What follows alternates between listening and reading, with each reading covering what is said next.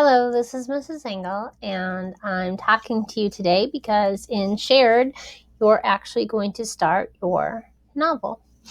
And since I teach a class during periods 1, 3, and 8, I decided to make a video to get you started on our novel that we're going to read together called The Pearl by John Steinbeck. So I'm going to walk you through over the next couple days what I would like you to do during period 1, I even forget, 1, 6, and 9 before I actually get into class. Here we go. All right, welcome. So today is The Pearl by John Steinbeck. So this is day 1, the first half of class. This is what you're going to do during Shared when I'm not in the room. What we're going to do is we're going to talk about a little bit of background information. So the whole concept of the book is called a pearl, and the pearl is a symbol. So what I want you to do is I want you to go to the internet. I want you to type in type in like definition of symbol. But I want to make sure that you can put it in your own words. So maybe you might actually take some of these other ones down here. Let's see. I want to make sure that you actually have the right definition. So this one is a thing that represents or stands for something else. So that's really kind of the definition that I want you to get across. So you're going to put some sort of definition like that right here. Then it says, find symbols that stand for wisdom. So again, you're going to go to that page. You're going to say symbols that stand for wisdom. Oops, I spelled it with an E instead of an M.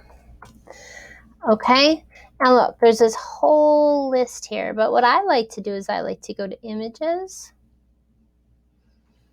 and you can maybe get a few more images that actually stand for wisdom. You're going to find one that you like. A lot of times an owl might stand for wisdom. I like the owl. And actually in this one, I'm going to use Pearl of Wisdom. That's actually kind of what this, I'm going to copy the image and then I'm going to put it into my Google slide. But it says, find a symbol, maybe 2 or 3, and add them below. So you might add this in yours. Okay? So that might be an example there. A pearl can also stand for wisdom. So that's what you're going to do on slide 2. When you're done with slide 2, you're going to build up some background information on 2 different kind of forces, 2 different kind of ideas. So in this novel, you're going to see kind of like left brain versus right. You're going to see like the educated person versus the uneducated person. More specifically, you're going to see science versus nature. These are some big themes that come up. And just out of curiosity and to have a little bit of fun, you're going to click on the link where it says take a quiz. And it will take you, I hope, to this website. And it'll say which side of your brain is more dominant. Take the 30-second brain test. And you're going to hit start. And it's going to say, okay, what direction do you see this dancer going? And you're just going to keep finishing the test. And then at the end, it will color in the amount of brain that based on this quiz you are. Then what you're going to do is you're going to watch this video, left brain versus right.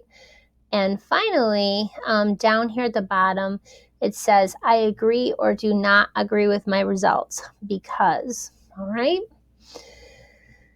Then it says day 1, the second half. So when I come in, I might actually ask you like, hey, what side of the brain are you on? We're going to talk about what a symbol is and what did you choose? And then we're going to move into this part. We're going to have a little bit of fun. And you can start exploring with this if you'd like, if you finish all the other stuff before I get in the room. I thought it would be kind of fun to use Google Earth to figure out where in the world these stories take place. So one of them is in Salinas, California. Okay, that's where Steinbeck, the author of this story, was actually grown up. But then also we have the other one, the California Sur. That's where Kino and his family actually live, where the setting of the pearl takes place. And sometimes it's good to have these good visuals in your mind before you actually start reading so you have a real clear picture. You'll notice in the notes section, there's Google Earth. So you are going to open that up. And it might just take a minute. And while it's opening up, you're going to go back. You're going to maybe highlight. And you're going to copy. Then you're going to go into Google Earth. And you're going to launch Earth. Come on. Oh, launch Earth. It's got it a couple different places. And then you're going to paste where in the world that you actually want to go into Google Earth. And you can just have some fun, maybe twirling the Earth around, maybe seeing where you live and compared to where it actually takes place. It might take a little bit of time to load, as you can see. But once it does, it's kind of neat. And then what you can do is you can click on this little search button up here. And now I can just paste my place that I want to see. And here we go. It's going to take me to where the story actually takes place.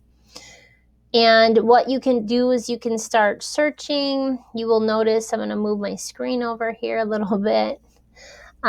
It gives you some information here. You can click on it and you can move in. There's little plus buttons. So I just want you to kind of fiddle with it a little bit. So again, maybe you want a plus, maybe you want to zoom in like a lot to kind of see what the town is like. You can even zoom in even more to see maybe what do the houses and everything look like. So you can see it's kind of like dirt roads and things. So just kind of explore a little bit. You could do the walking person down here. So you can select and you could drag this little person and you could drop them in the street. And I thought I could drag and drop the person in the street. I thought I could drop them in the street, but maybe not. Select and drag and drop to enter the street view. Maybe they don't.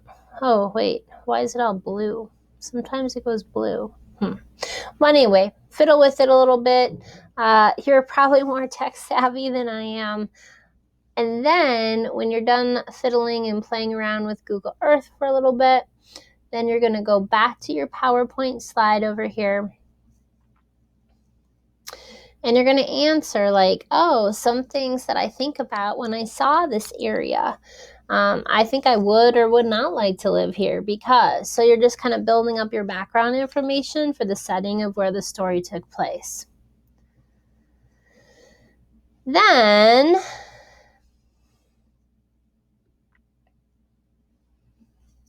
day 2, what you're going to do during the first half. Actually, I'm going to cut it off here and we will pick this up on a second video tomorrow. So I'll see you soon. Bye.